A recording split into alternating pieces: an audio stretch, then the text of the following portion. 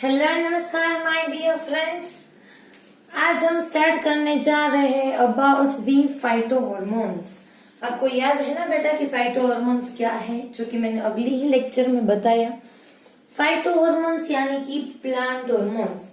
हमने हमारी अगली लेक्चर में पढ़ा कि फाइटो हॉर्मोन्स जो है वो दो तरीके के रहते हैं।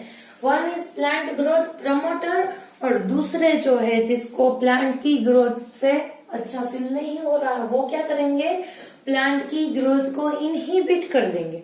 वो ऐसे लोग होते हैं ना कि वो अच्छा नहीं देख सकते, उसी तरीके से वो क्या कर देते हैं, प्लांट की अगर ज्यादा ग्रोथ होने लगी वो प्लांट को इनहिबिट कर देंगे।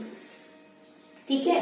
सो दो तरीके के प्लांट ग्रोथ हार्मोन्स रहते हैं। वन अच्छे वाले जो कि plant growth promoter and second is बुरे वाले जो कि प्लांट ग्रोथ इनहिबिटर्स। ये मैं सिर्फ आपको इसीलिए बोल रही हूँ क्योंकि आपको ये अच्छे से याद हो जाए। बाकी ऐसा कुछ है नहीं कि अच्छे वाले हार्मोन बुरे वाले हार्मोन, सभी जो सारे हार्मोन्स है वो कैसे बेटा अच्छे ही है। Okay. So first is auxin in the plant growth promoter. पहले हम प्लांट ग्रोथ प्रमोटर के जो तीन हार्मोन थे, ऑक्सिन, जिब्रेलिन एंड साइटोकाइनिन, उसके बारे में देख लेते हैं। देन हम प्लांट ग्रोथ इनहिबिटर्स के बारे में स्टडी कर लेंगे, जिसमें आएगा abscisic acid and ethylene. Okay, so let's start with the auxin जो कि है plant growth promoter. Okay, auxin का अगर आप मीनिंग देख लो तो मीनिंग ही क्या है, टू ग्रो। किसी का ग्रोथ करने वाले जो केमिकल्स है उसे हम ऑक्सिन बोलते हैं। ऑक्सिन सिर्फ एक हार्मोन नहीं है बेटा, दिमाग में रखना ये बात। ऑक्सिन क्या है बेटा, ग्रुप ऑफ केमिकल, ऐसे कई सारे केमिकल जो कि पर्टिकुलर टाइप के फंक्शंस प्लांट में परफॉर्म करते हैं। ठीक है, सिमिलर टाइप के फंक्शंस जो कि इसके सारे फंक्शंस प्लांट की ग्रोथ को प्रमोट करते हैं। सो वैसे केमिकल के ग्रुप को क्या बोलते हैं बेटा, ऑक्सिन। जैसे आप देख लो कई सारे बच्चे होते हैं ना 9th की क्लास में, सबको क्या बोलते हैं बेटा, 9th के स्टूडेंट्स। कई सारे बच्चे जो 10th की क्लास में बैठते हैं उसे क्या बोलते हैं, 10th के स्टूडेंट्स। ठीक है। सो इसी तरीके से कई सारे केमिकल्स जो कि इस तरीके के फंक्शंस परफॉर्म करते हो, उसे हम किस में डाल देते हैं बेटा, ऑक्सिन में डाल देते हैं। ठीक है, यानी ऑक्सिन सिर्फ एक केमिकल नहीं है, कई सारे केमिकल्स इसमें होंगे ऑक्सिन में। ठीक है, जिसे हम ऑक्सिन बोलते हैं। क्लियर हो रही है बात बेटा? अगर आप देख लो, अगर आप कहीं पे जा रहे हो, आपने बोला कि मुझे पिज्जा खाना है, लेकिन पिज्जा में भी तो कितने सारे टाइप्स है ना पिज्जा में। अगर आपको चॉकलेट खानी है फिर उसमें भी तो कई सारे टाइप्स है ना, कौन सी खानी है वो उसका स्पेसिफिक नाम है। अगर आप बोलते हो कि मुझे चॉकलेट खानी है भैया किसी भी शॉप में जाके, फिर भैया बोलेंगे कौन सी दे दूं मैं आपको, फिर आपको बोलना पड़ेगा ना कि आपको कौन सी चॉकलेट चाहिए, कि आपको किटकैट चाहिए, मंच चाहिए, डेयरी मिल्क चाहिए, पर्क चाहिए, फ्रूट एंड नट चाहिए, कौन सी वाली चाहिए वो आपको बोलना होगा। उसके पर्टिकुलर नाम दिए हैं जिसने बनाया है उसने। ठीक है, उसी तरीके से यहाँ पे भी पर्टिकुलर नाम हो गए ऑक्सिन के हार्मोन के, लेकिन कंबाइनली उसे कलेक्टिवली उसे क्या बोलते हैं, ऑक्सिन बोलते हैं। जैसे कि आप देख लो नेचुरल ऑक्सिन्स कौन से है बेटा, जो कि नेचुरली ही प्लांट में प्रेजेंट है। उसके नाम यहाँ पे मैंने दो नाम लिखे हैं, indole 3 acidic acid and indole butyric acid. जो कि ये इतना इम्पोर्टेंट नहीं है लेकिन फिर भी मैंने यहाँ पे लिखा है क्योंकि आपको कहीं पे भी आ जाए आपको आना चाहिए। ठीक है, सो नेचुरल ऑक्सिन्स जो कि नेचुरली ही प्लांट के सेल्स है वो सिंथेसाइज करते हैं, उसे बोलते हैं नेचुरल ऑक्सिन्स, जिसमें आएंगे indole 3 acetic acid and indole butyric acid.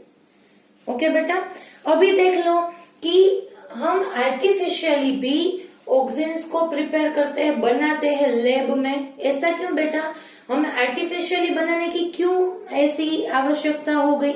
क्योंकि आप देख लो कि कई सारे जो फार्मर्स है वो बोलते हैं कि हमारे प्लांट की ज्यादा ग्रोथ नहीं हो रही। क्यों ग्रोथ नहीं हो रही? सो वैसे फार्मर्स के लिए हम लैब में भी ऑक्सिन को सिंथेसाइज करते हैं, जिससे बोलते हैं सिंथेटिक ऑक्सीजन और आर्टिफिशियल ऑक्सीजन।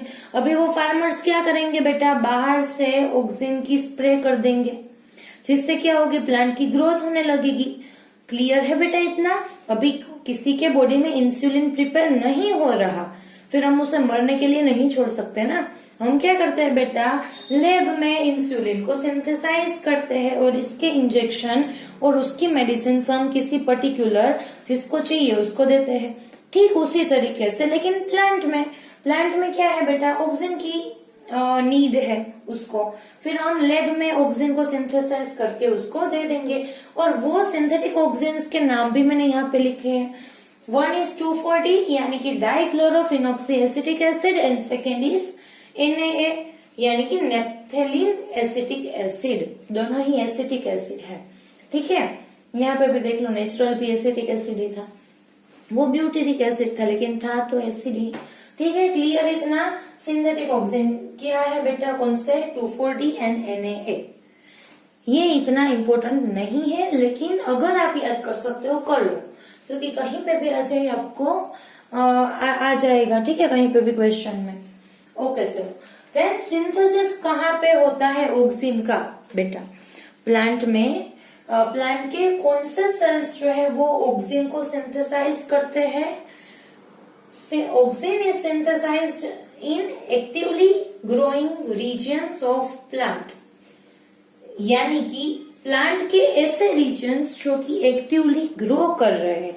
सपोज आप देख लो कि रूट की टिप है, शूट की टिप है, सो टिप के जो सारे सेल्स होंगे वो एक्टिवली ग्रोइंग रीजन में आएगा, ठीक है, क्योंकि वहीं से प्लांट की हाइट बढ़ रही है। आप सोच लो खुद ही कि शूट की टिप है, वहां से ही प्लांट की ग्रोथ होगी, सो उसके जो सारे सेल्स है वो एक्टिवली ग्रोइंग सेल्स आएंगे, ठीक है, जिसमें एपिकल मेरिस्टेम के सेल्स रहते हैं।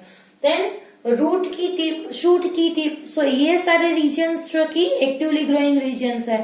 देन लीव्स, ठीक है, लीव्स भी आप ले सकते हो कि लीव्स जो है वो भी एक्टिवली ग्रोइंग है क्योंकि लीव्स की ग्रोथ हो रही है, ठीक है, यंग लीव्स। देन सीड्स के जो सेल्स है, सो ये जो सारे सेल्स है those are actively growing cells, ठीक है, जो कि प्लांट के एक्टिवली ग्रोइंग रीजन्स में प्रेजेंट रहते हैं। वो सारे सेल्स ऑक्सीजन को सिंथेसाइज करते हैं। हमने एनिमल बॉडी में भी क्या पढ़ा बेटा कि चलो हाइपोथैलेमस जो है वो अपनी जगह पे है, वहां से वो हार्मोन रिलीज कर रहा था, लेकिन उसका जो हार्मोन है वो पूरे बॉडी में फैलता है, ठीक है। सिंथेसाइज हाइपोथैलेमस ने किया था, हाइपोथैलेमस ब्रेन में प्रेजेंट है, लेकिन उसने वहां से सिंथेसाइज किया, लेकिन उसका जो हार्मोन है वो हमारी पूरी बॉडी में फैल गया। क्लियर है बेटा इतना?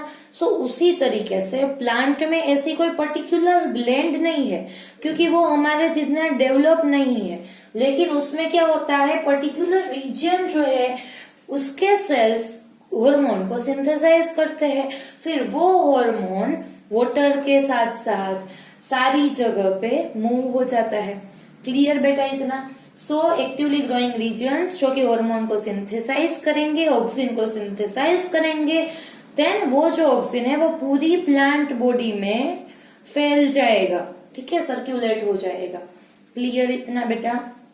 ओके, अभी ये सारी चीजें हमने देख ली कि सिंथेसाइज कहाँ पे हो रहा है, उसके नेचुरल और सिंथेटिक नेम क्या है, उसका मीनिंग क्या है। अभी इतना सारा बोल दिया, अभी उसके फंक्शंस तो बता दो, ठीक है। सो देख लो यहाँ पे फंक्शंस भी मैंने लिख के रखे हैं। फंक्शंस क्या है? One is cell elongation and cell differentiation, ये इसका मेन फंक्शन है। सेल इलोंगेशन यानी कि सेल को बड़ा कर देगा, सेल की ग्रोथ कर देगा। सारे फंक्शंस ग्रोथ के रिलेटेड ही है, सभी जगह पे ग्रोथ करवा लो, आपके फंक्शंस हो गए, ठीक है। पहला हम स्टार्ट करते हैं सेल से। सेल जो है उसकी साइज इंक्रीज कर देगा, उसको इलोंगेट कर देगा, यानी कि सेल इलोंगेशन करवा देगा। Second is cell differentiation. अब डिफरेंशिएशन टर्म का मीनिंग क्या है पता है आपको बच्चे लोग? डिफरेंशिएशन हम किससे बोलते हैं? देख लो, cell division and cell differentiation both are different thing. ठीक है। सेल डिवीजन अगर आप सोच रहे हो देन यहाँ पे लिखा है सेल डिफरेंशिएशन। अभी इसका क्या मीनिंग है बेटा, अभी मैं आपको वो समझाती हूँ, ठीक है। एक एग्जांपल लेती हूँ मैं। आप देख लो कि अभी आप 10th में हो, ठीक है। 10th में आप सारे सब्जेक्ट्स पढ़ रहे हो ना, साइंस पढ़ रहे हो, बायो साइंस में bio, chemistry, physics, then maths पढ़ रहे हो, इंग्लिश, एसएस, सारे सब्जेक्ट्स अभी आप स्टडी कर रहे हो, ठीक है। अभी जैसे ही आप 11th में आओगे, जैसे ही आपने 10th कंप्लीट किया, वहां पे आपको चॉइस मिलेगी कि आपको साइंस में जाना है, कॉमर्स में जाना है, आर्ट्स में जाना है। देन साइंस में भी पर्टिकुलर आपको चूज करना होगा कि ए ग्रुप लेना है या फिर बी ग्रुप लेना है, ठीक है। उसी तरीके से होता है। सो फिर आप सपोज आप देख लो कि आपने बी ग्रुप लिया, अभी हम बायो पढ़ रहे हैं, देन बी का एग्जांपल लेते हैं, ठीक है। अभी सपोज आपने बी ग्रुप ले लिया, कई सारे बच्चे बोलेंगे कि हमें ए ग्रुप लेना है, कोई दिक्कत नहीं, आपको जो लेना है आप ले सकते हो, ठीक है।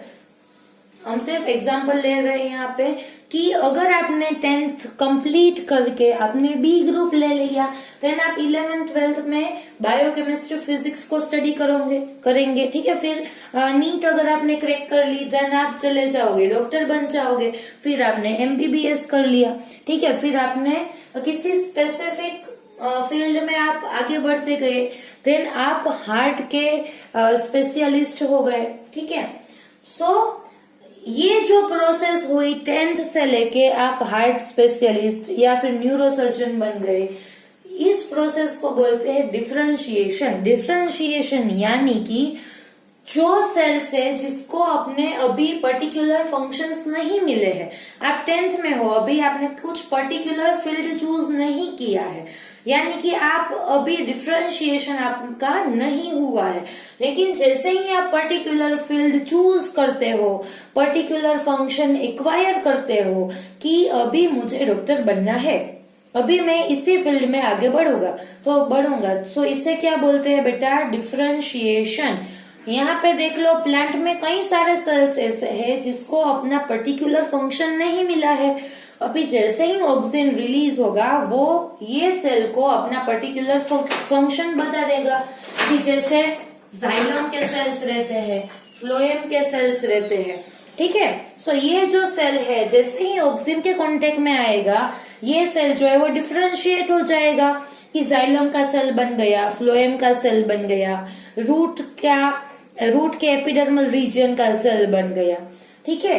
सो ये हार्मोन क्या करता है बेटा उसको पर्टिकुलर फंक्शन देता है, यानी कि उसका डिफरेंशिएशन करवा देता है। क्लियर बेटा इतना? डिफरेंशिएशन सिंपल याद रख लो कि पर्टिकुलर फंक्शन को एक्वायर करना। Then apical dominance. Apical dominance किसे बोलते हैं? आप देख लो कि इस तरीके से प्लांट है, दो तरीके के डोमिनेंस रहते हैं। One is apical dominance and second is lateral dominance. Apical dominance यानी प्लांट की हाइट इंक्रीज करना इस तरीके से, स्टार्टिंग जो ब्रांचेस आएगी वो यहां से आएगी, इसे एपिकल डोमिनेंस बोलते हैं। और लेटरल डोमिनेंस किसे बोलते हैं कि इसके ब्रांचेस की नंबर इंक्रीज होना, जो कि साइड पे से इंक्रीज हो रही है, लेटरल साइड पे से, लेटरल यानी दोनों साइड पे, ठीक है। सो ऑक्सीजन क्या करेगा बेटा, एपिकल डोमिनेंस को इंक्रीज करवा देगा, यानी कि प्लांट की हाइट जो है वो ज्यादा इंक्रीज करवा देगा, और लेटरल डोमिनेंस को डिक्रीज करवा देगा, यानी कि जो साइड में से जो ब्रांचेस निकल रही है उसके नंबर को स्टॉप कर देगा, डिक्रीज करवा देगा। क्लियर है बेटा इतना? अभी आप देख लो कि दो बच्चे हैं, ठीक है, यहाँ पे मैं ड्रॉ कर रही हूँ, ये सिर्फ एग्जांपल है, ठीक है, ऐसा कुछ है नहीं, ठीक है। दो बच्चे हैं, अगर आपने इसको ऑक्सीजन दिया, इसको, ठीक है, सो इसकी हाइट इंक्रीज हो जाएगी, लेकिन इसकी गर्थ नहीं बढ़ेगी, यानी कि मोटा नहीं हो जाएगा, ठीक है। सो इसी तरीके का कुछ फंक्शन है। अगर आपने इसको ऑक्सीजन नहीं दिया, फिर ये मोटा होने लगेगा, इसकी हाइट नहीं बढ़ेगी, ऐसा हमारे में नहीं होता, ठीक है। हमारे में ग्रोथ हार्मोन रहता है। सिर्फ मैं आपको ये एक्सप्लेन कर रही हूँ कि एपिकल डोमिनेंस इंक्रीज करेगा, लेटरल डोमिनेंस को डिक्रीज कर देगा। अभी third function that is promote flowering, flowering बढ़ा देगा, ज्यादा ज्यादा फ्लावर्स आने लगेंगे, प्लांट हरा भरा दिखने लगेगा, कलरफुल फ्लावर्स आ जाएंगे, ठीक है। सो वो भी अच्छी बात है। प्रमोट फ्रूट ग्रोथ, फ्रूट की ग्रोथ, फ्रूट के नंबर बढ़ा देगा। क्लियर है कितना इजी। अभी पार्थेनोकार्पी को इंड्यूस कर देगा। पार्थेनोकार्पी क्या है बेटा, कहीं पे आपने सुना होगा, पार्थेनोकार्पी यानी सीडलेस फ्रूट, ठीक है, fruit formation without the fertilization, जिसे बोलते हैं पार्थेनोकार्पी। अगर आप किसी प्लांट को ज्यादा ऑक्सीजन अगर आप दे रहे हो तो उसमें आप पार्थेनोकार्पी को इंड्यूस कर सकते हो, बढ़ा सकते हो। इंड्यूस यानी बढ़ाना। पार्थेनोकार्पी क्या है बेटा, सिंपल आप देख लो कि अभी आप मार्केट में जाओ, वाटरमेलन जो हम खा रहे हैं उसमें कितने सारे बीज रहते हैं, उसमें कितने सारे सीड्स रहते हैं, वो ब्लैक कलर के उसमें, ठीक है। रेड वाटरमेलन में ब्लैक कलर के जो सीड्स रहते हैं कई सारे बच्चों को नहीं अच्छे लगते हैं। देन उसके लिए एक टेक्निक फाइंड की है जिसे बोलते हैं पार्थेनोकार्पी। यानी कि अगर आपने कुछ खरीदा वाटरमेलन एंड ऑल, सो उसमें से अभी सीड्स नहीं निकलेंगे, यानी कि आप आसानी से अपना जो फ्रूट है वो आप खा सकते हो, आपको बीच में सीड निकालने की कुछ ऐसी दिक्कत नहीं होगी। सो उसे बोलते हैं पार्थेनोकार्पी। इसमें भी है, कुकुम्बर में भी है, ठीक है, पार्थेनोकार्पी की टेक्निक। देन टोमेटो में भी है। आप देखना पार्थेनोकार्पी वाला जो टोमेटो है उसमें बीच में से सीड्स नहीं निकलते। सो ये सारी चीजें। अभी prevent premature falling of fruits and leaves, ये क्या करेगा बेटा, अगर प्री मेच्योर है फ्रूट या लीव, सो उसका एब्सेशन को डिक्रीज कर देगा, यानी कि उसकी जो फॉलिंग है उसे प्रिवेंट कर देगा। Prevent premature falling of fruits and leaves, यानी कि वो बोलेगा अभी आप मेच्योर नहीं हुए हो, अभी आपको ग्रोथ करना बाकी है, अभी आप गिर नहीं सकते, ठीक है। सो उसको अपने साथ ही पकड़ के रखेगा कि नहीं, अभी आपको नहीं गिरना है, अभी आपकी ग्रोथ होना बाकी है, अभी आप प्री मेच्योर हो, ठीक है। सो वो prevent premature falling of fruits and leaves. Clear बेटा इतना। सो यहाँ पे मैंने आपको फंक्शंस एक्सप्लेन किए, cell elongation and cell differentiation. Apical dominance को बढ़ा देगा, लेटरल डोमिनेंस को डिक्रीज कर देगा। Promote flowering and increase the fruit number and also promote the fruit growth. Then it induces parthenocarpy, जिससे आपको फ्रूट खाने में सीड को निकालने की भी दिक्कत ना हो, ठीक है। Then prevent premature falling of fruits and leaves, ठीक है बेटा। आपको ये अच्छे से नोट्स बना के लिखना है, अच्छे से याद कर देना है, ठीक है। इसीलिए मैं यहाँ पे कई सारे एग्जाम्पल्स, जितने हो सके उतने एग्जाम्पल्स मैं आपको बीच बीच में दे रही हूँ, क्योंकि आपको अच्छे से याद हो जाए, ठीक है। सो आपको भी ट्राई करनी है अपनी पूरी की सारे फंक्शंस याद कर लो, ठीक है, एक भी बचना नहीं चाहिए। अभी हम पढ़ते हैं second hormone that is gibberellin. Gibberellin भी क्या है बेटा, प्लांट ग्रोथ प्रमोटर है। Okay, so be ready. Okay beta, so the second hormone that is gibberellins, or you can say gibberellin, whatever you want to tell you can, ठीक है। आप गिबरेलिन्स भी pronounce कर सकते हो, गिबरलिन्स भी बोल सकते हो, जिब्रेलिन भी बोल सकते हो, जिसमें आप कंफर्टेबल हो वो आप प्रोनाउंस कर सकते हो, लेकिन स्पेलिंग मिस्टेक नहीं होनी चाहिए, ठीक है। गिबरलिन्स, जिब्रेलिन, ठीक है, कुछ भी बोलो कोई दिक्कत नहीं, ठीक है। ये जो गिबरलिन्स है और जिब्रेलिन्स जो है that are anti abscisic acid hormone. ऐसा क्यों लिखा है बेटा, आप सोच सकते हो कि एंटी यानी जो उसका ऑपोजिट है, एब्सिसिक एसिड जो कि प्लांट ग्रोथ इनहिबिटर है, उसकी जो इफेक्ट है उससे जिब्रेलिन की जो इफेक्ट है वो उल्टी है, ठीक है, ऑपोजिट एक्शन है। यानी कि अगर आप गिबरेलिन्स को याद कर लो, आपको उसकी उल्टी एक्शंस किसकी लिखनी है, एब्सिसिक एसिड की लिखनी है। कितना इजी है देख लो, ठीक है। और प्लांट में more than 100 gibberellins are present in plant, ठीक है। नेचुरली प्लांट में 100 जितने डिफरेंट टाइप के केमिकल्स आप फाउंड किए गए हैं, मोर देन 100, ठीक है। और ये सारे केमिकल्स जो है उसको गिबेरलिन में इंक्लूड कर दिया है। ओके बेटा, नाउ द सिंथेसिस, ये जो जिब्रेलिन है और गिबेरलिन है उसका synthesis young leaves, root tips and developing embryo जो है उसके सेल्स जो है वो करते हैं। यानी कि गिबेरलिन सिंथेसाइज कहाँ पे होता है बेटा, यंग लीव्स जो कि नए नए ग्रो कर रहे हैं उसके जो सेल्स है उससे गिबेरलिन सिंथेसाइज होता है। देन रूट की जो टिप्स है, जो अपर पार्ट है, ग्रोइंग पार्ट, वहां से गिबेरलिन सिंथेसाइज होता है।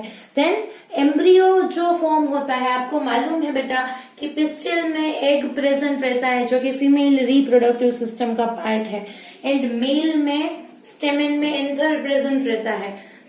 एंथर में से पोलन ग्रेन निकलती है और पिस्टिल के अंदर, ओवेरी के अंदर ओव्यूल में एग सेल प्रेजेंट रहता है। सो उसके फ्यूजन से जो जाइगोट बनता है, देन वहां पे एम्ब्रियो का फॉर्मेशन होता है।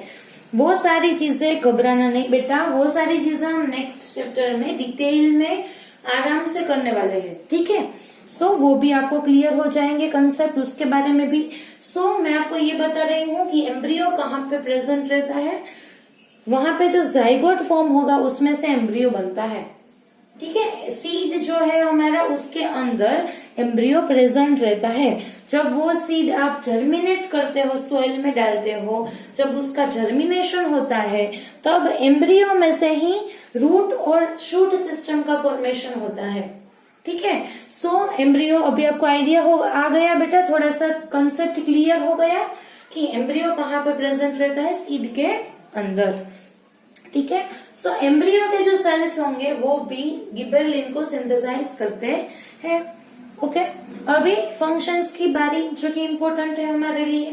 फंक्शंस क्या है बेटा, गिबेरलिन का जो मेन फंक्शन है that is elongation of stem, ठीक है। क्या फंक्शन है बेटा, main function that is elongation of stem. वो स्टेम की हाइट इंक्रीज करता है। कैसे हाइट इंक्रीज करता है बेटा, देख लो। सपोज आप शुगर केन का एग्जांपल हम ले लेते हैं कि यहाँ पे मैंने शुगर केन ड्रॉ की है,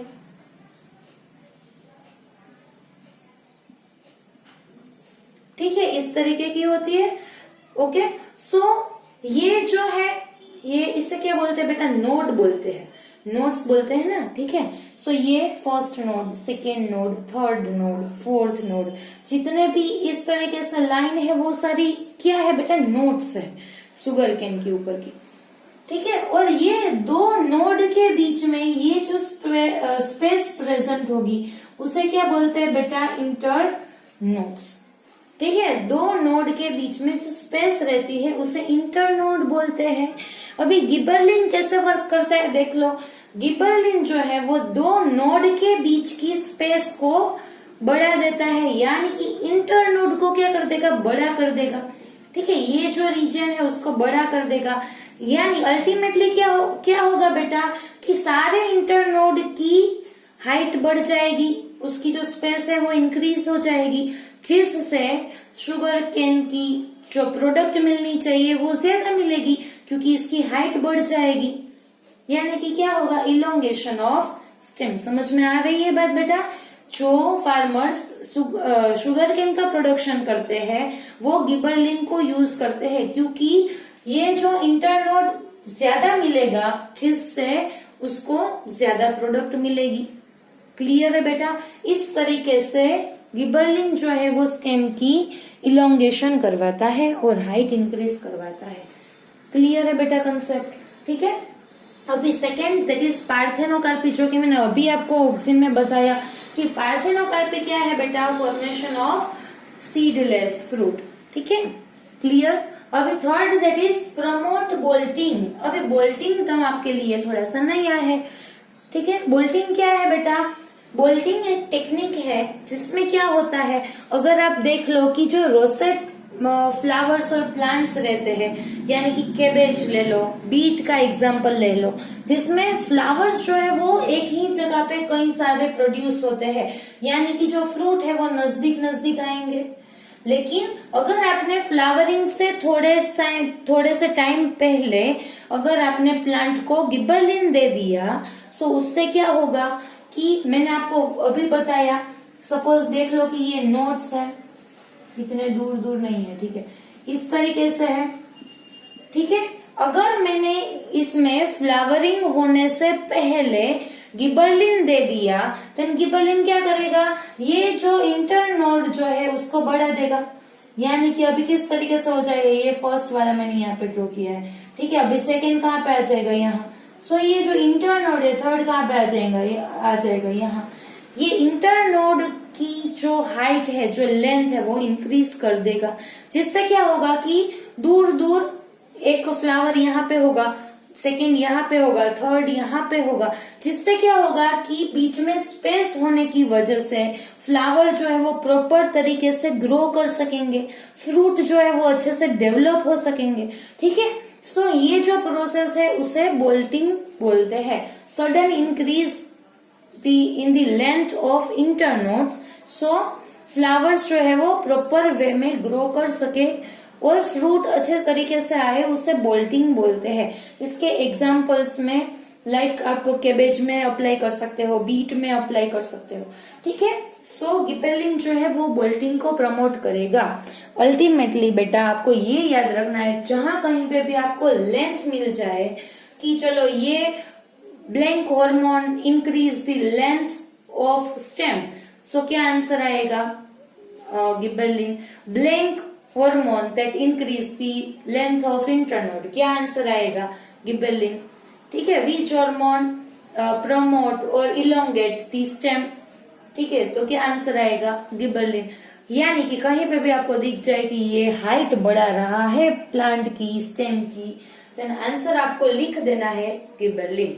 क्लियर बेटा इतना, ओके कितना इजी है देख लो। Then break seed dormancy, seed की डोरमेंसी को ब्रेक करेगा। डोरमेंसी यानी क्या है बेटा, डोरमेंसी यानी कि सीड अभी चलो बहुत आराम में चला गया है। आप देख लो कई सारे बच्चे रहते हैं क्लास में बैठे बैठे, या फिर अभी वीडियो देखते देखते, अभी तो मैं आपको नहीं कुछ कर सकती, लेकिन अगर आप क्लास में ऐसे बैठे हो, मैंने देखा कि ये बच्चा जो है वो नींद में चला गया है, ठीक है, आराम में चला गया है। कई सारे बच्चे होते हैं ना, यहाँ पे मैडम कितना भी बोल दे उसको तो आराम ही करना है, ठीक है, कुछ दिमाग में डालना ही नहीं है, ठीक है। सो इस तरीके से जो इस तरीके के जो बच्चे रहते हैं उसे क्या बोलते हैं हम, डोरमेंट बच्चे।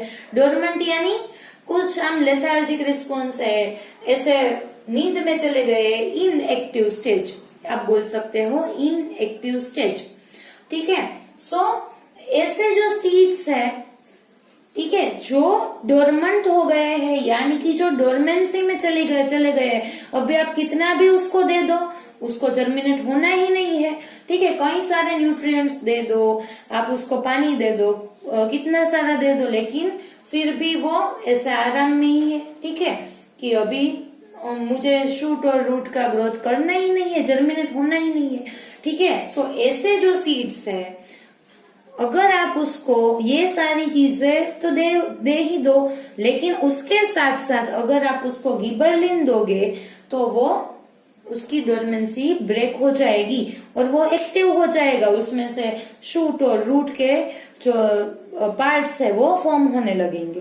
क्लियर हो रही है बात मेरी बेटा, ठीक है। सो ऐसे जो डोरमेंट सीड्स है उसकी डोरमेंसी को ब्रेक करने में गिबरलिन हेल्प करता है फार्मर्स को, ठीक है, क्लियर। अभी next that is increase cell enlargement and differentiation in the presence of auxin. अगर आप ऑक्सिन के साथ साथ गिबरलिन भी प्लांट को देते हो, देन गिबरलिन भी ऑक्सिन को हेल्प कर देगा कि चलो मैं भी आपको हेल्प करता हूँ, ठीक है, आपके काम में। सो वो भी सेल का एनलार्जमेंट कर देगा, उसका डिफरेंशिएशन कर देगा। Then it delays the senescence. Senescence यानी क्या है बेटा, सेनेसेंस यानी आप देख लो कि लीफ जो है वो येलो येलो हो गए हैं, यानी कि सेनेसेंस एक टाइप की एजिंग जैसी प्रोसेस है। एजिंग में क्या होता है बेटा, धीरे धीरे एज बढ़ती है, फिर बूढ़े होने लगते हैं, फिर डेथ हो जाती है, ठीक है, उसको एजिंग बोलते हैं, यानी कि एज का बढ़ना। और सेनेसेंस किससे बोलते हैं बेटा? एजिंग जैसा ही है। सेनेसेंस यानी कि एज बहुत बढ़ गई है और अभी डेथ होने वाली है, उससे बोलते हैं सेनेसेंस। अभी आप देख लो, प्लांट में लीफ है, उसके फ्लावर्स है, अभी उसका भी लाइफ टाइम होगा कि इतने दिन तक फ्लावर्स जो है वो प्लांट पे होंगे, फिर वो सेनेसेंट हो जाएंगे यानी कि मुरझा जाएंगे। ठीक है।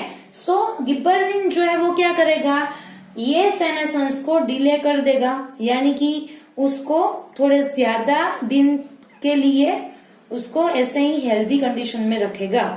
ठीक है। सो ये भी फार्मर्स को बहुत यूजफुल है। अभी देख लो कि अगर फार्मर को अपने फ्रूट्स जो है वो ज्यादा दिन तक रखने हैं प्लांट पे ही, ठीक है, अभी सीजन नहीं आई है या मार्केट में अभी बिक नहीं रहे हैं, वो फिर वो क्या करेगा, गिबरेलिन अप्लाई कर देगा, यानी कि जो फ्रूट है वो उसकी एजिंग की प्रोसेस जो है, सेनेसेंस की जो प्रोसेस है वो डिले हो जाएगी, थोड़े ज्यादा दिन तक वो उसको ऐसे ही अच्छी कंडीशन में रख सकेगा। ठीक है। इसीलिए फार्मर्स जो है या फिर मार्केट में जो लोग हैं वो गिबरेलिन का यूज करते हैं। क्लियर बेटा? ठीक है। सो ये सारे फंक्शंस आपको याद रखने, इलोंगेशन ऑफ स्टेम पार्थेनोकार्पी को इंड्यूस करेगा, ठीक है, promote bolting, then break seed dormancy, बड़े अच्छे अच्छे जो काम है वही कर रहा है। ठीक है। Then increase the cell size and differentiation को भी प्रमोट करेगा in presence of auxin and delay senescence. कितना इजी है बेटा। चलो अभी फटाफट हम साइटोकाइनिन के बारे में पढ़ लेते हैं।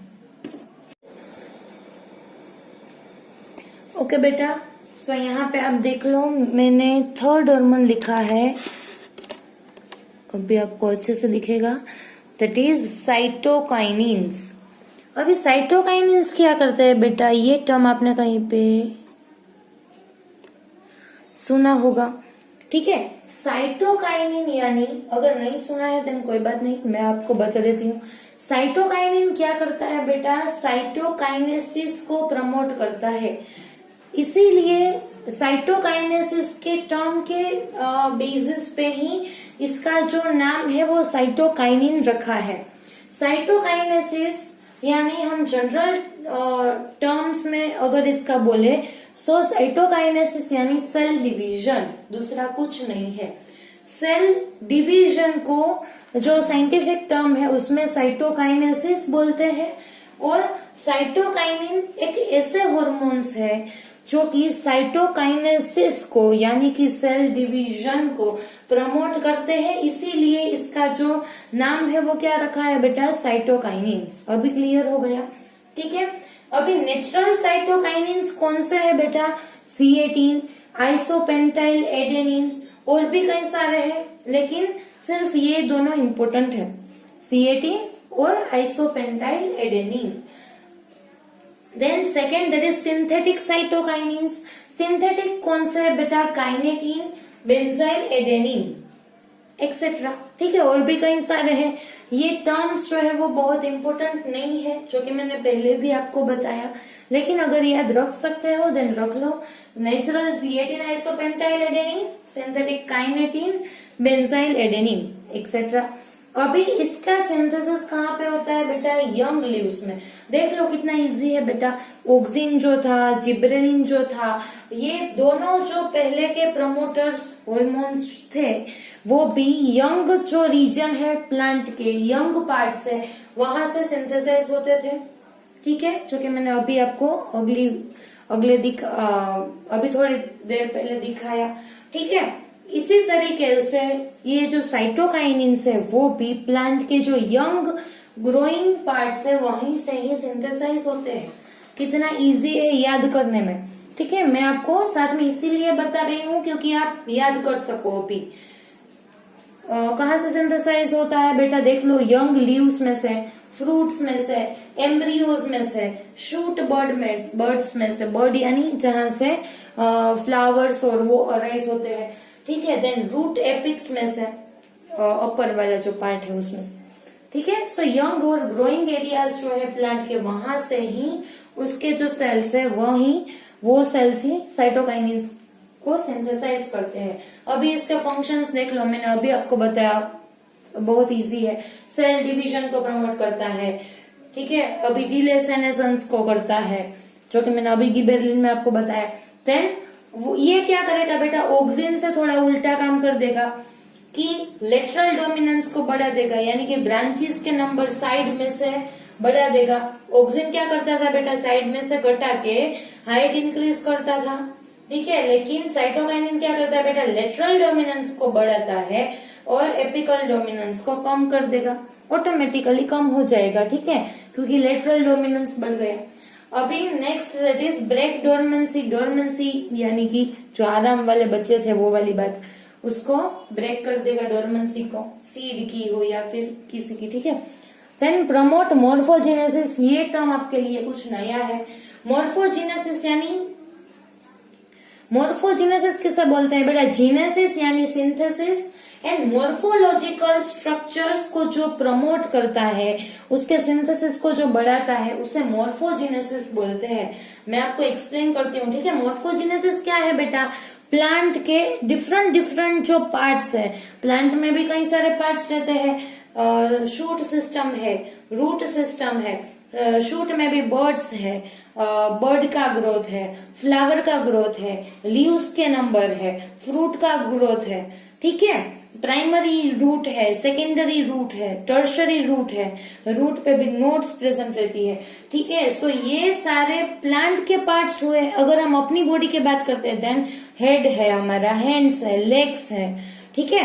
सो इस तरीके से नेक रीजन है, प्लांट में भी अलग अलग उसके पार्ट्स होंगे।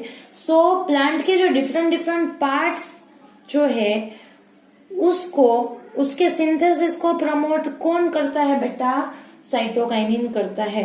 सो उसके सिंथेसिस को क्या बोलते हैं बेटा, उसके सिंथेसिस को बोलते हैं मोर्फोजेनेसिस, और मोर्फोजेनेसिस को प्रमोट करता है cytokinins. Clear. Then promote the nutrient mobilization. Nutrient mobilization क्यों, क्योंकि जैसे ही सेल डिवीजन होगा, अलग अलग पार्ट की फॉर्मेशन होगी, सो उससे क्या होगा, न्यूट्रिएंट जो है वो यूज हो जाएंगे। मोबिलाइजेशन का मतलब है यूज हो जाना, यूज करना, ठीक है। सो ये सारी प्रोसेस के लिए, मोर्फोजेनेसिस के लिए, सेल डिवीजन के लिए, ये जो है साइटोकाइनिन्स वो न्यूट्रिएंट का यूज कर लेता है, न्यूट्रिएंट के यूटिलाइजेशन को प्रमोट करता है, उसको मोबिलाइजेशन भी बोलते हैं। क्लियर बेटा, इतने फंक्शन याद रखने हैं। Promote cell division, delay senescence, lateral dominance को बढ़ाना, एपिकल डोमिनेंस ऑटोमेटिकली कम हो जाएगा, break dormancy, promote morphogenesis, promote nutrient mobilization. इतना काफी है, कितना इजी है। Okay, so let's move towards C. यहाँ पे हमने प्रमोटर्स खत्म कर लिए, अभी इनहिबिटर्स की बारी है। अभी तक हम अच्छी बातें बोल रहे थे कि ये बढ़ाता है, ये बढ़ाता है, ठीक है, ग्रोथ करवाता है, डोरमेंसी ब्रेक करवाता है, सेनेसेंस डिले करता है। अभी हम क्या बोलेंगे बेटा, सेनेसेंस बढ़ाता है, ग्रोथ को कम करता है, क्योंकि अभी इनहिबिटर्स की बारी है। अभी हमने मूवी में कैसा होता है कि हीरो की बात कर ली, अभी विलन की बारी है। सो इसी तरीके से अभी प्लांट के लिए जो इनहिबिटर्स है, उसकी ग्रोथ को जो कम कर देता है, उसके जो विलन है उसके बारे में अभी हम बात कर लेते हैं। कितने विलन है बेटा, यहाँ पे 2 है, ठीक है।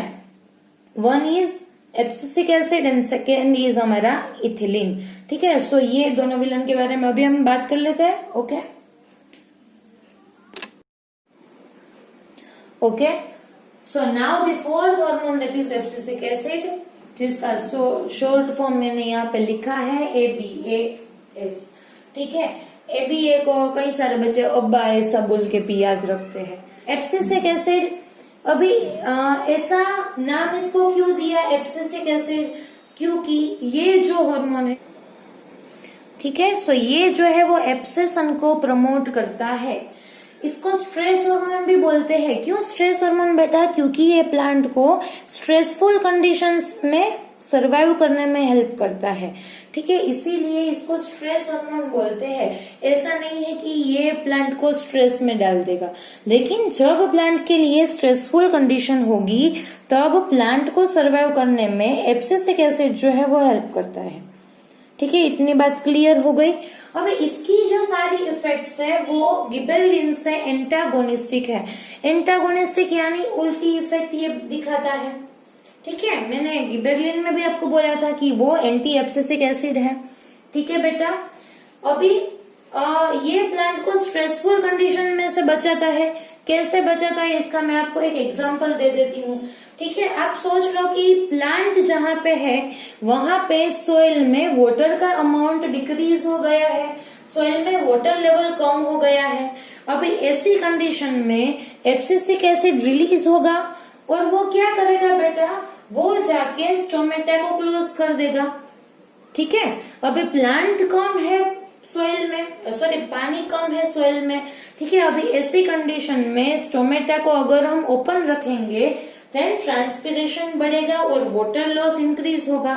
सो एब्सिसिक एसिड क्या करेगा, तब जाके स्टोमेटा को क्लोज कर देगा, जिससे क्या होगा कि ट्रांसपिरेशन डिक्रीज होगा और जिसकी वजह से प्लांट में से पानी का लॉस कम हो जाएगा। ठीक है, यानी कि एक तरीके से आप देख लो तो ये हार्मोन जो है वो प्लांट को बहुत ज्यादा यूजफुल है, क्योंकि ये प्लांट को स्ट्रेसफुल कंडीशन में सरवाइव करने में हेल्प करता है। ठीक है, दूसरा एक एग्जांपल मैं आपको दे देती हूँ। सपोज आप देख लो कि प्लांट जहाँ पे है वहां पे सोइल में न्यूट्रिएंट्स की कमी हो रखी है। ठीक है, प्लांट को प्रॉपर अमाउंट में न्यूट्रिएंट्स नहीं मिल रहे। ठीक है, अब ये कंडीशन प्लांट के लिए स्ट्रेसफुल है क्योंकि प्रॉपर अमाउंट में न्यूट्रिएंट नहीं है। अभी प्लांट कैसे ग्रोथ करेगा? ठीक है, सो तब एब्सिसिक एसिड रिलीज होगा और वो क्या करेगा बेटा, लीव्स का फॉल ऑफ बढ़ा देगा, एब्सेशन बढ़ा देगा, सेनेसेंस बढ़ा देगा, सीड को डोरमेंट कर देगा, उसका जर्मिनेशन प्रिवेंट कर देगा, जिससे क्या होगा कि प्लांट एटलीस्ट सरवाइव कर सके। अभी आप देख लो कि मैं आपको एक एग्जांपल देती हूँ। ठीक है, कि अभी आप देख लो कि हम लॉकडाउन की कंडीशन में है। ठीक है, सो मार्च मंथ से लेके अभी तक हम लॉकडाउन की कंडीशन में थे। ठीक है, अभी भी लॉकडाउन ही चल रहा है हमारा। ठीक है, सो ये लॉकडाउन क्यों आया, क्योंकि कोरोना की वजह से। अभी ये कंडीशन में अगर आप बोलो अपने पेरेंट्स को कि नहीं पापा मुझे घूमने जाना है, मुझे वहां पे ले चलो, वहां पे ले चलो, मुझे रेस्टोरेंट में खाना खाने जाना है, मुझे तो अभी स्विमिंग पूल में जाना है, ठीक है, किसी वाटर पार्क में जाना है। सो ये सारी कंडीशंस, ये सारी आपकी जो चीजें हैं वो अभी आपके पापा, आपके पेरेंट्स अभी आपको फुलफिल नहीं कर सकेंगे। क्यों? क्योंकि ये जो कंडीशन है इसमें सिर्फ आप सरवाइव कर जाओ वही बहुत है। ठीक है, कि ये ऐसी जो चीज सारी दुनिया में अभी जो हो रखी है, ये कंडीशन हमारे लिए स्ट्रेसफुल है। इसमें सिर्फ सरवाइव करना इम्पोर्टेंट है। अभी अगर आप नई नई चीजों की डिमांड करोगे तो कैसे फुलफिल होगा? ठीक है, सो इसी तरीके से जब प्लांट में स्ट्रेसफुल कंडीशन होगी प्लांट के लिए, तब प्लांट को सिर्फ सरवाइव करना इम्पोर्टेंट है बेटा, क्योंकि नई नई चीजें, अभी सीड का जर्मिनेशन कर लिया प्लांट में, जब न्यूट्रिएंट्स अवेलेबल नहीं है, वाटर अवेलेबल नहीं है, तब अगर सीड का जर्मिनेशन करवा दिया तब क्या होगा कि सारे न्यूट्रिएंट्स जो है वो सीड में चले जाएंगे, उसके ग्रोथ में चले जाएंगे। देन प्लांट के बाकी जो पार्ट्स है वो नहीं रहेंगे। ठीक है, सो ऐसी कंडीशन में वो लीव्स को फॉल ऑफ करवा देगा। ऐसा क्यों? क्योंकि लीव्स जब फॉल ऑफ हो जाएंगे तब ट्रांसपिरेशन की रेट कम हो जाएंगी, लीफ को जो न्यूट्रिएंट चाहिए वो नहीं देने पड़ेंगे। ठीक है, सो ऐसी कंडीशन में एब्सिसिक एसिड जो है वो बहुत यूजफुल है बेटा प्लांट के लिए। एक्चुअल में आप देख लो तो ये कोई विलन नहीं है। ठीक है, हमारी बॉडी में हमें जो गॉड ने जो सारे हार्मोन्स दिए हैं, हमारी बात कर लो चाहे आप प्लांट्स की बात कर लो, सारे हार्मोन्स हमारे लिए यूजफुल है। ऐसा कुछ भी नहीं है कि जो हमें ऐसा डिजीज कंडीशन लेके आए, लेकिन हम जो है सारी चीजें प्रॉपर अमाउंट में यूज नहीं कर रहे हैं, ठीक है, ठीक तरीके से उसको यूज नहीं कर रहे, इसकी वजह से ये सारी चीजें हो रही है, ठीक है। सो ये भी हार्मोन अच्छा ही है प्लांट के लिए। अभी फटाफट इसके सारे फंक्शंस देख लो। एब्सेशन को प्रमोट करेगा, लीफ की फॉलिंग बढ़ा देगा ऐसी स्ट्रेसफुल कंडीशन में सरवाइव करने के लिए। देन सेनेसेंस को बढ़ा देगा, देन डोरमेंसी को बढ़ा देगा, सीड को बोलेगा कि चलो अभी आपको अपना ग्रोथ नहीं करना है, अभी सिर्फ सरवाइव करने के बारे में हमें देखना है, सो उसको डोरमेंट कर देगा। Closing of stomata then seed germination को डिक्रीज कर देगा। अभी सिंथेसिस कहाँ पे हो रखा है बेटा इसका? Produce in all parts of vascular plants like stem, leaves and roots. ऐसा नहीं है बेटा कि प्लांट के पर्टिकुलर पार्ट ही इसका सिंथेसिस कर सकते हैं। अगर प्लांट स्ट्रेसफुल कंडीशन में है तब सारे जो प्लांट के पार्ट है like stem, leaves and roots, सारे पार्ट्स एब्सिसिक एसिड को सिंथेसाइज कर सकते हैं। कितना इजी है बेटा, देख लो। Abscisic acid stress hormone antagonistic to gibberellins, कहाँ से सिंथेसाइज हो रखा है, और गिबेरलिन की जो ऑपोजिट चीजें हैं वो आपको इसमें याद रखनी है। अभी सिर्फ एक ही बचा है, सो वो अभी हम फटाक से पढ़ लेते हैं, that is ethylene. Ethylene ethylene क्या है बेटा? गैसियस हार्मोन है। अभी ये इसका यूनिक कैरेक्टर है, ठीक है। अभी तक हमने जो 4 हार्मोन्स पढ़े वो गैसियस नहीं थे, सिर्फ एक ही हार्मोन गैसियस है, दैट इज इथिलीन, ठीक है। सो ये चीज आपको बहुत अच्छी तरीके से दिमाग में डाल देनी है कि ethylene is a gaseous hormone. Now the synthesis occur in all parts of plants and mainly ripened fruits and senescent tissues, ठीक है। आप देख लो कि इथिलीन जो है वो प्लांट के सारे पार्ट्स में से सिंथेसाइज हो सकता है, लेकिन मेनली ज्यादातर अमाउंट में वो कहाँ से सिंथेसाइज होता है बेटा? जो राइपन फ्रूट्स रहते हैं, यानी कि जो पक गए हैं जो फ्रूट्स, ठीक है, पके हुए जो फल है उसमें से ये ज्यादा अमाउंट में सिंथेसाइज होता है। और ऐसे लीव्स और ऐसे प्लांट के पार्ट्स जो कि बूढ़े हो गए हैं, आप ऐसे बोल सकते हो, ऐसा नहीं बोलना चाहिए, ठीक है, लेकिन आपको एक्सप्लेन करने के लिए कि जो अभी डेथ के करीब है, जिसकी एज हो रखी है, वो सारे जो लीव्स है, जो सारे प्लांट के टिश्यूज है, वहां से ये इथिलीन हार्मोन है वो ज्यादातर अमाउंट में रिलीज होता है। क्लियर बेटा? इतना ये आप याद रख सकते हो, ठीक है। देन इसकी जो इफेक्ट्स है बेटा, उसमें ये प्रमोटर जैसे भी इफेक्ट शो करता है एंड इनहिबिटर्स जैसे भी इफेक्ट दिखाता है, ठीक है। ये बोलता है कि नहीं, मुझे प्रमोटर भी नहीं बनना है, इनहिबिटर भी नहीं बनना है, ठीक है, मैं दोनों की ही इफेक्ट शो करूंगा, ठीक है। सो इस तरीके का है कुछ, ये प्रमोटर भी है एंड इनहिबिटर भी है। अभी देख लो इसके फंक्शंस। इथिलीन का जो मेन फंक्शन है that is ripening of fruits, ठीक है।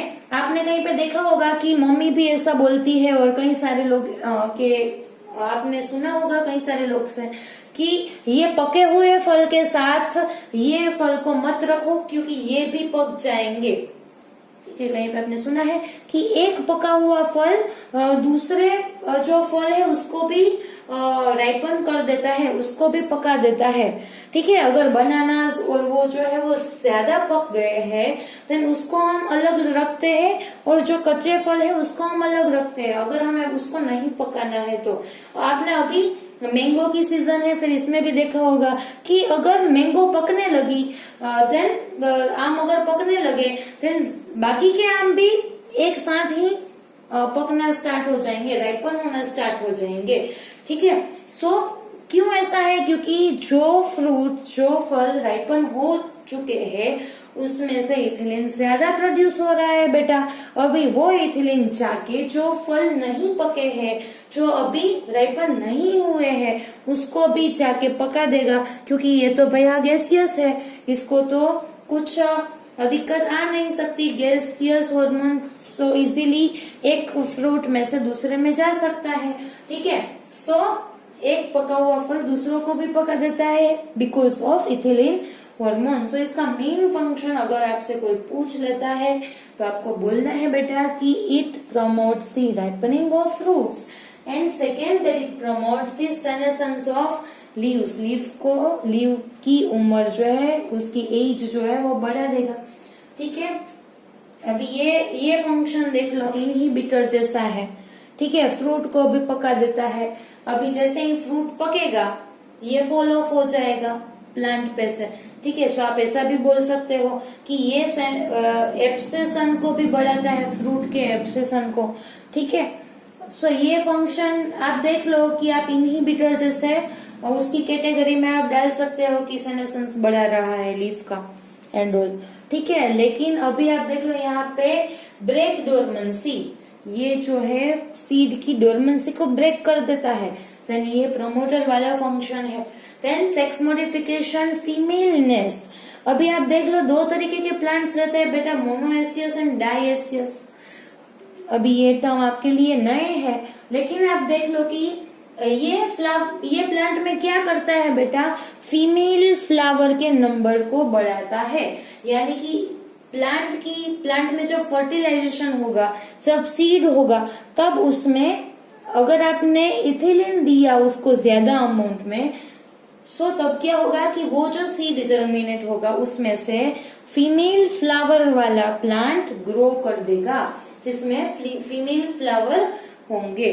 ठीक है, सो अगर आपको फीमेल फ्लावर वाला प्लांट चाहिए तो आपको उसमें इथिलीन अप्लाई करना चाहिए। ठीक है, तो ये रूट की ग्रोथ को भी प्रमोट करता है।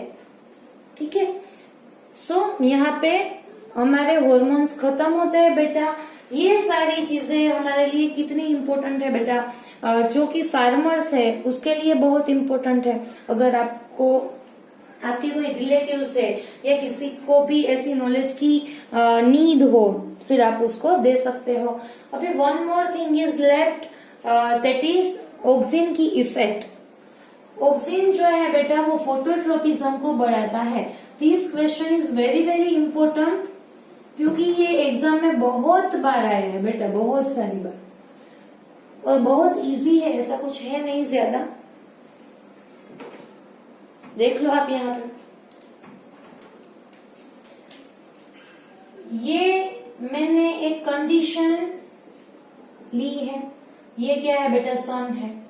ठीक है, अभी यहाँ पे हमारा प्लांट होगा, जो कि मैं अभी ड्रॉ कर रही हूँ। ठीक है, यहाँ से इसकी ब्रांचेस निकल रही है, जिसमें कई सारे लीव्स मैंने ड्रॉ किए हैं। ठीक है, इस तरीके से क्लियर। सो यहाँ से सन आ रहा है, सनलाइट। ठीक है, प्लांट के सारे पार्ट्स पे। ठीक है, अभी हम यहाँ पे ये जो कंडीशन है उसमें से थोड़ा जूम कर लेते हैं। अभी मैं यहाँ पे ड्रॉ कर रही हूँ, यहाँ पे देख लो कि ये प्लांट की स्टेम है, यहाँ से सनलाइट आ रही है बेटा, अच्छे से ध्यान देना। ठीक है, सो ये सनलाइट है वो स्टेम पे यूनिफॉर्मली इवनली पड़ रही है। ऐसा नहीं है कि यहाँ से ज्यादा आ रही है ये वाले पार्ट में कम आ रही है।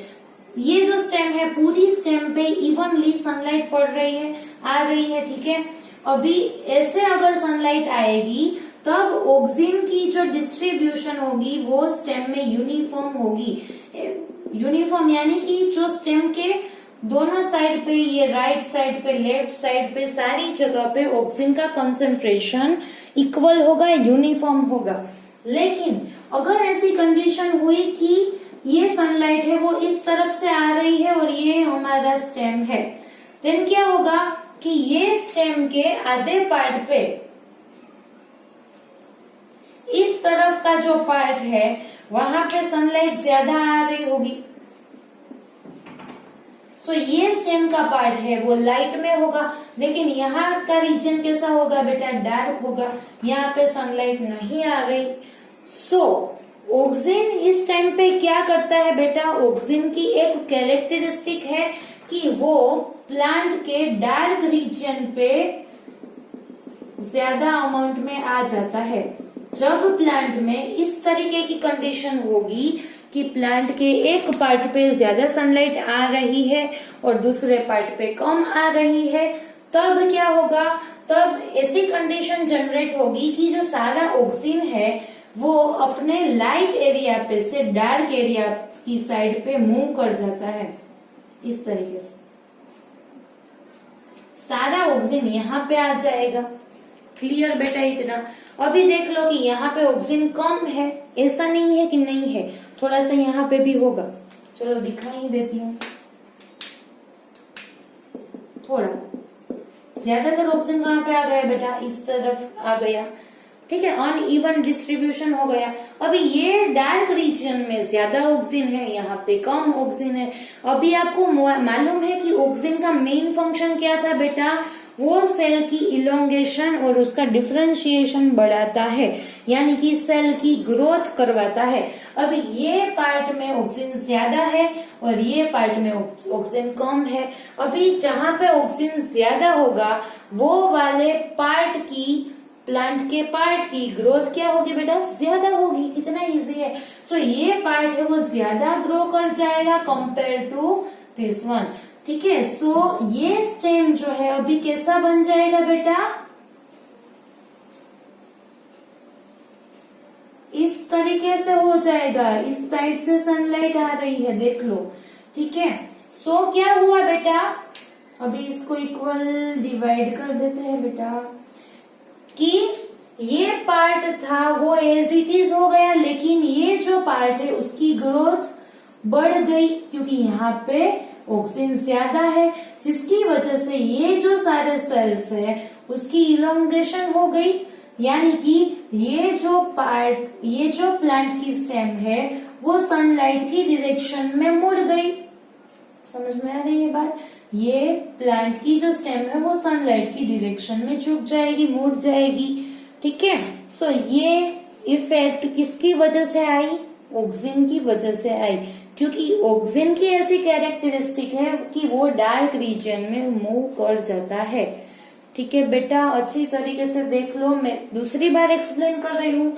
जब इवन सनलाइट आएगी, यूनिफॉर्म ऑक्सीजन का जो कंसंट्रेशन है वो प्लांट के सारे पार्ट्स पे यूनिफॉर्म होगा, लेकिन जब सनलाइट एक साइड से आ रही है और दूसरा पार्ट, दूसरी साइड उसकी डार्क में है, तब ऑक्सीजन जो है वो लाइट वाले रीजन को छोड़ के डार्क वाले रीजन में आ जाएगा। कई सारे बच्चों को ऐसा है कि अंधेरा बहुत पसंद है। ठीक है, उस तरीके से वो अंधेरे में चले जाते हैं। सो इसको भी लाइट पसंद नहीं है, उसको अंधेरा वाला पार्ट पसंद है, इसीलिए वो यहाँ पे चला आया। अभी इसकी इफेक्ट है कि वो सेल को इलोंगेशन करवा देता है, यानी कि यहाँ के सेल ग्रोथ कर गए, यहाँ के एज इट इज हो गए, यानी कि प्लांट सनलाइट की डायरेक्शन में मुड़ गया। ठीक है, सो ये इफेक्ट हुई ऑक्सीजन की। ये क्वेश्चन बहुत ज्यादा इंपॉर्टेंट है बेटा। ठीक है, सो इतना आप याद रखो। और सो ये वाली फिगर है, इसमें भी आप अच्छे तरीके से देख सकते हो कि कैसे आपको दिखाया है कि प्लांट जो है वो सनलाइट की डायरेक्शन में मुड़ जाता है। अभी आपको इसके ऊपर बहुत बढ़िया नोट्स बना के मुझे भेजनी है। ठीक है, सिर्फ फिगर ही ड्रॉ नहीं करनी है, नोट्स भी लिखनी है। फिगर एंड नोट्स दोनों, इसका डिस्क्रिप्शन भी आपको लिखना है। क्लियर हो गई बात? सो यहाँ पे हमारा चैप्टर नंबर 7 खत्म हो रहा है। हमने सारी चीजें देख ली बेटा। मैंने आपको बताया था फर्स्ट लेक्चर में कि हम इस चैप्टर में क्या पढ़ेंगे, कि एनिमल में कंट्रोल एंड कोऑर्डिनेशन, जिसमें हमने नर्वस सिस्टम के बारे में पढ़ा एंड एंडोक्राइन सिस्टम के बारे में पढ़ा, और प्लांट में कंट्रोल एंड कोऑर्डिनेशन, जिसमें हमने ट्रॉपिकल मूवमेंट पढ़ी, नेस्टिक मूवमेंट पढ़ी एंड प्लांट में हॉर्मोन्स पढ़े, क्योंकि प्लांट के पास ऐसी कोई नर्वस सिस्टम प्रेजेंट नहीं है। ठीक है, और ये चैप्टर अच्छे से पढ़ लो, अच्छे से रिवाइज कर लो। ठीक है, 2 बार 3 बार जितनी बार वीडियो देखनी पड़े देख लो। ठीक है, और अच्छे से इसके कॉन्सेप्ट्स अपने दिमाग में बिठा लो। ओके बेटा, अभी हम नेक्स्ट लेक्चर से 8th चैप्टर जो है उसका स्टार्टिंग करने वाला है, दैट इज रिप्रोडक्शन। उसके बारे में मैं आपको एक्सप्लेन करूंगी। उससे पहले आपको ये चैप्टर के सारे कॉन्सेप्ट्स आने चाहिए। ओके, एंड अगर आपको ये वीडियो अच्छा लगा then like, share and subscribe. हमने बहुत बढ़िया तरीके से ये चैप्टर भी खत्म कर दिया है। अभी आप इसको बढ़िया तरीके से याद कर लो, एंड अगर आपको ये अच्छा लगा लाइक करना आपको नहीं भूलना है। और आपकी प्रेजेंस देने के लिए। देख लो सारे बच्चे ऐसा नहीं कर रहे अभी भी। जैसे ही आप ये वीडियो अच्छे से देख लेते हो, खत्म कर लेते हो, आपको थंब की साइन कमेंट बॉक्स में भेजनी है, जिससे मुझे मालूम हो जाएगा कि चलो इसने अच्छे से वीडियो देख लिया है। ठीक है, लेकिन ये ऐसा कब करना है, जब पूरी वीडियो खत्म हो जाए तब। ठीक है, देखने के बाद। Okay, so thank you so much for watching this video. Thank you so much. Thank you.